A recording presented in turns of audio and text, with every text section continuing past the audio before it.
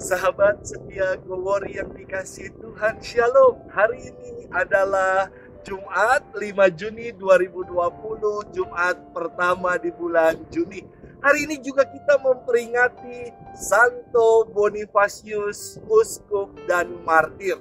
Bonifacius lahir di Credinton, Inggris pada tahun 680. Sejak kecil, Bonifacius akrab dengan para misionaris karena mereka sering singgah ke rumahnya. Dari kisah-kisah para misionaris itu, Bonifacius tertarik untuk mengikuti jejak mereka. Setelah ditabiskan, Bonifacius ditugaskan di daerah-daerah konflik dan sulit. Atas kesalehannya, ia diangkat menjadi uskup pada tahun 722.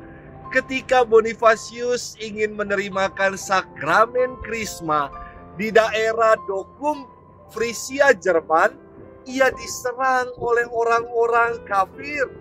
Bonifacius menenangkan umat dengan mengatakan, "Anak-anakku, janganlah berperang."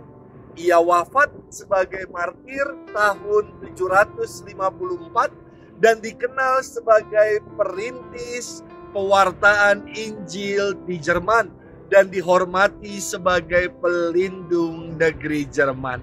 Saudari-saudaraku, sahabat setia Gowori yang dikasihi Tuhan, mari kita bersama-sama menyiapkan hati kita untuk merenungkan firman Tuhan hari ini. Haleluya, haleluya, haleluya.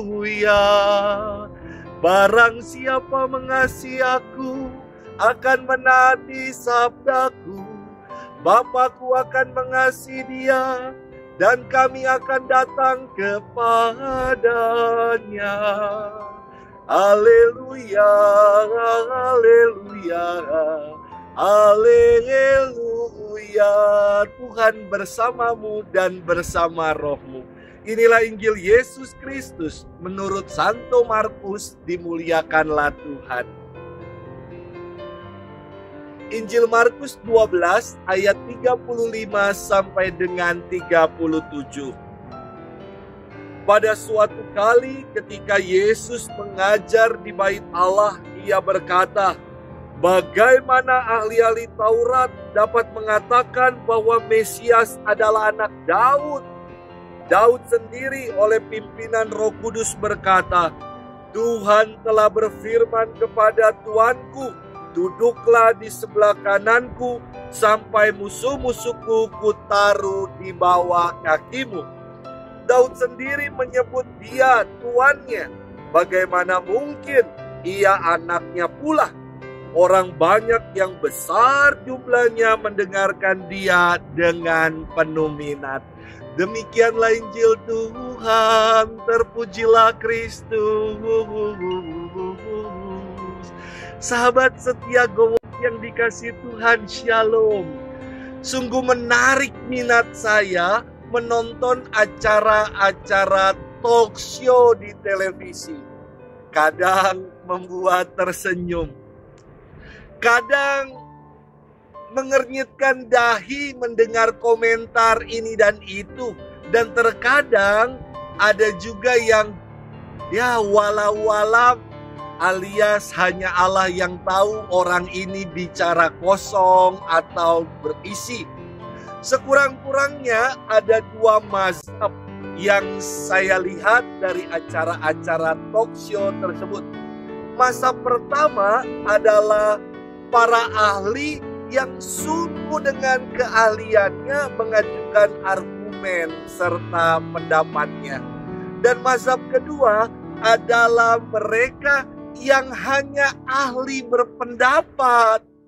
Mazhab kedua ini jauh lebih banyak jumlahnya daripada mereka di masa pertama. Sahabat Gowori yang dikasihi Tuhan, firman Tuhan hari ini sungguh sangat indah.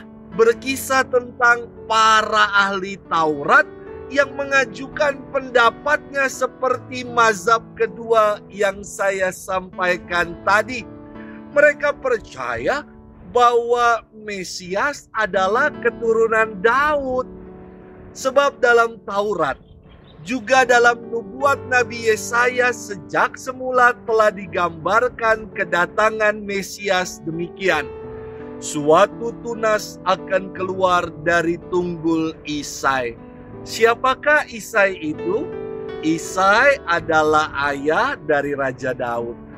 Bagi orang Yahudi dan para ahli Taurat, Mesias haruslah berasal dari keturunan Daud.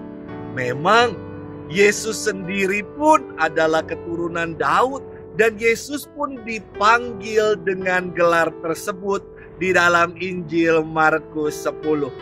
Namun Yesus hendak mengkoreksi gelar yang sekedar hanya politis. Mereka mengharapkan ada pengganti Raja Daud yang mengembalikan kejayaan Israel. Inilah yang mereka pahami sebagai Mesias. Dalam pengajarannya ini, Yesus ingin mengajak para pendengarnya untuk meninggalkan pandangan Mesias yang hanya sekedar politis belaka, yang akan membebaskan Israel dari penjajahan Romawi. Mesias yang Yesus ajarkan adalah dirinya sendiri, yakni Allah yang menjadi manusia. Keselamatan yang ditawarkan oleh Yesus bukan hanya pembebasan dari penjajahan, namun keselamatan abadi di dalam kerajaannya. Sahabat Go Worry yang setia, detik-detik memasuki era normal baru membuat banyak pandangan dan pendapat ini dan itu. Mari kita mendengarkan pendapat para ahli dan jangan mendengarkan mereka yang hanya ahli berpendapat. Tuhan memberkati kita di dalam nama Bapa dan Putra dan Roh Kudus. Amin.